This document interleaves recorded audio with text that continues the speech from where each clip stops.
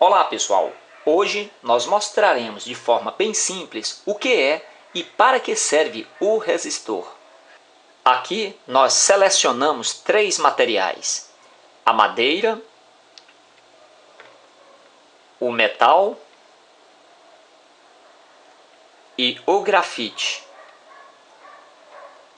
Se usarmos um multímetro para medir a resistência que cada um desses materiais oferecem à passagem da corrente elétrica, perceberemos que eles têm características diferentes. Observe que quando testamos a madeira, observamos que ela oferece uma altíssima resistência à passagem da corrente elétrica. Por esses fios vem a corrente elétrica, quando chega para sair desse ponto a esse, ela está tendo um obstáculo, está tendo uma oposição, ou seja, a corrente elétrica não consegue sair desse ponto para esse, porque a madeira ela é um mau condutor de eletricidade, portanto a corrente não circula nesse trecho, nesse ponto. Se usarmos agora o metal, percebemos o contrário, ou seja, ele praticamente não oferece resistência alguma à passagem da corrente elétrica. Como vemos, o aparelho registra apenas 0,4 ohms, né? Praticamente uma resistência insignificante, né? Diferentemente da madeira, que não deixava passar praticamente nada. Agora observe que quando ligamos o multímetro aos terminais do grafite, ele registra uma resistência em torno de 7 ohms. Ou seja, aqui nós estamos usando um lápis B, né? Então praticamente todos os lápis, né, com essa característica, lápis B, os terminais dele, em seus terminais, existe uma resistência próxima de 7 ohms. Os alunos no ensino médio, quando estudam eletricidade, eles fazem vários cálculos envolvendo a associação de resistores. Aqui nós estamos mostrando um desses tipos de associação. Aqui é uma associação em série. Pode ver que esse resistor se liga ao terminal desse. Isso aqui nós vamos ligar ao multímetro para ver qual é a resistência total que esse conjunto está oferecendo. Lembrando que a associação em série, a resistência final será a soma dos dois resistores. Vimos agora há pouco que cada um deles oferecia uma resistência em torno de 7 ohms. 7 ohms. Então, aqui deverá aparecer algo próximo de 14 ohms. Justamente isso que está mostrando no aparelho. Agora nós mostraremos que numa associação de resistores em paralelo, que é o caso dessa configuração, os dois resistores estão ligados em paralelo, né?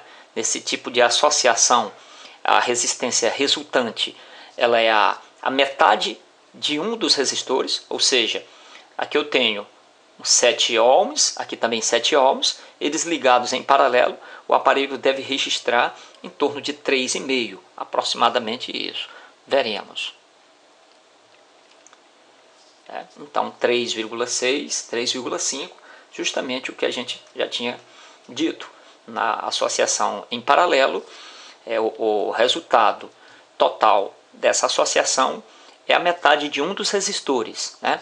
7 ohms nesse, 7 nesse, a metade de um deles é 3,5, e assim nós temos aqui um valor resultante de 3,5 ohms. Agora nós mostraremos qual a resistência de um lápis, né, de um grafite 6B. O que nós fizemos agora há pouco estava dando 7 ohms. Esse, um lápis 6B, ele tem uma resistência de 4 ohms. Vejamos agora qual a resistência desse outro lápis. Estamos colocando os terminais no grafite do lápis e veremos agora que esse lápis registra em torno de 8,5, né, a resistência dele. Os resistores são componentes tão importantes que eles se encontram em praticamente todos os circuitos elétricos e eletrônicos. Aqui, a exemplo disso, nós temos aqui uma placa de uma fonte de computador, onde aqui nós temos um resistor, aqui outro resistor, Aqui nós temos a placa de um multivibrador, mais uma vez a presença dos resistores, né? Aqui temos 4 resistores. Aqui mais outra placa eletrônica e outra quantidade imensa de resistores. Aqui nós temos 1, 2, 3, 4, 5, 6, 7, 8, 9, né? Um pequeno circuito, aí já apareceram 9 resistores. Aqui em nosso teclado eletrônico, a presença do resistor foi imprescindível, né? Nós temos aqui um resistor fixo, como esses que nós mostramos na experiência, e temos aqui vários resistores variáveis, né? São resistores ajustáveis, que eles mudam a resistência conforme giramos aqui essa fenda, né? Nós colocamos uma chave de fenda aqui e à medida que giramos, a gente pode aumentar ou diminuir a resistência, né? Sem esse tipo de resistor, ficava impossível o afinamento desse teclado, né? É por intermédio desse resistor que a gente vai mudar o tom do teclado. Veja na prática, ao pressionar a tecla cujo resistor variável é esse, ele está com um som bem grave. À medida que eu girar esse resistor variável, o timbre, né, a intensidade da nota vai ficar mais agudo.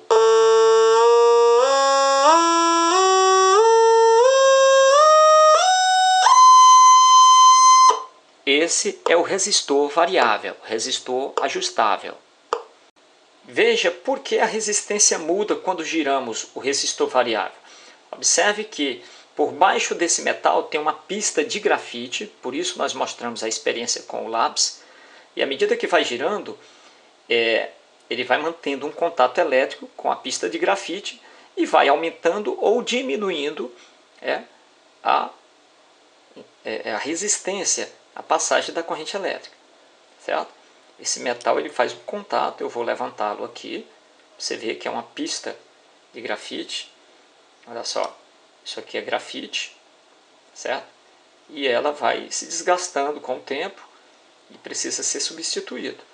Agora nós mostraremos, né, um LED sendo aceso por 2 pilhas, com a associação aqui de 1, 2, 3, 4, 5 resistores caseiros, né, ligados em série.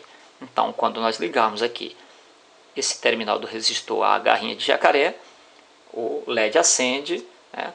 Esses resistores aqui ligados em série estão limitando a corrente que chega até o LED. Dessa forma, ele está protegido e não trabalha sobrecarregado.